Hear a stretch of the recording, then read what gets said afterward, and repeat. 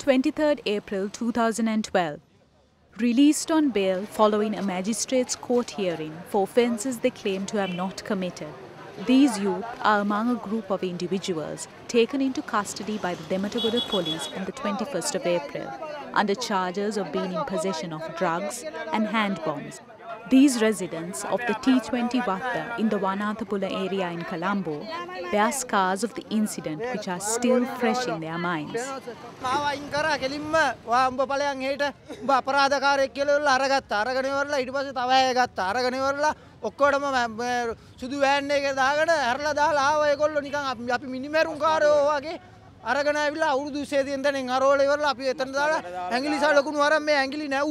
ඒගොල්ලෝ අපි ලොකු අපරාධකාරයෝ කියලා. දැනුත් කිව්වේ පළවෙනි විත්තිකාරයා තමයි ලොකු අපරාධකාරයෙක්. එයාට මේ තව අපරාධ තියෙනවා මේ අධිකරණයටත් කිව්වා.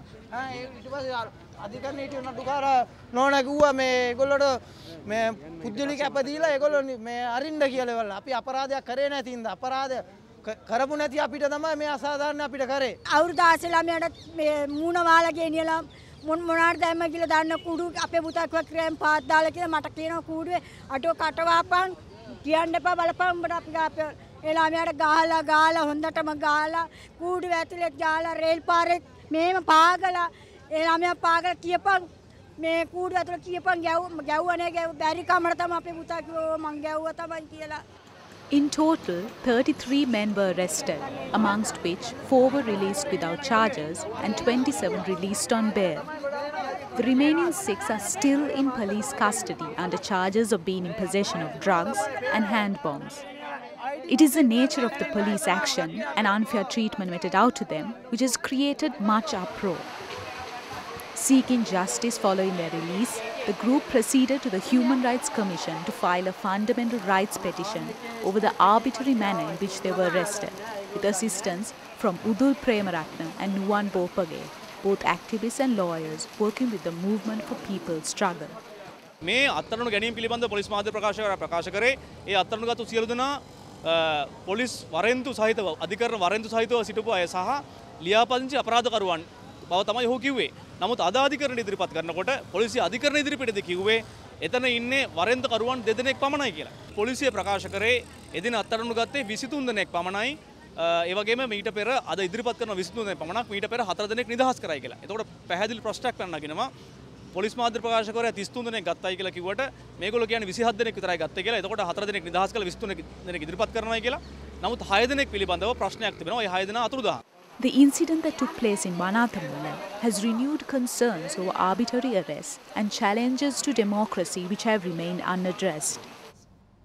A seminar held a few days following the incident, titled Democracy in Peril, organised by the Activists for Human Rights at the Jayawardena Centre in Colombo, sought to examine how and why democracy is in peril today. Speaking to an audience of media personnel and civil society activists were Dr. Nirma Ranjit Devasiri and Attorney-at-Law J.C. Valyamuna. Let me start with the institutional collapse. Now, institutional collapse, in the sense, the democratic institutions, the institutions which has to cater to the people, have collapsed since 1972 Constitution. I would say that is where we started the basic democratic crack here. I may be wrong, but I am looking at from my legal point of view and also the experience that I have had in my profession and my teaching experience. And probably the worst in this came with the 18th Amendment. And as you know, that whatever it is, before the 18th Amendment, there was some consensus among the people in this country, and particularly the political party leadership, to depoliticize the public service. And that led to introducing the 17th Amendment with one objective, to make sure that the public service will deliver independently. In my view, one of the characteristic features of the present political situation in Sri Lanka is that the gap between the state and the society has been almost entirely disappeared. Before 48, the difference between the state and society is the quite obvious. Even with SWRD Bandaranayaka's ascending to power, where the event that was perceived as the coming of the people's government, still there was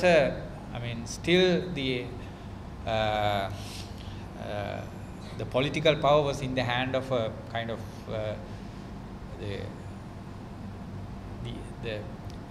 another part of the same elite that controlled the state of affairs in politics.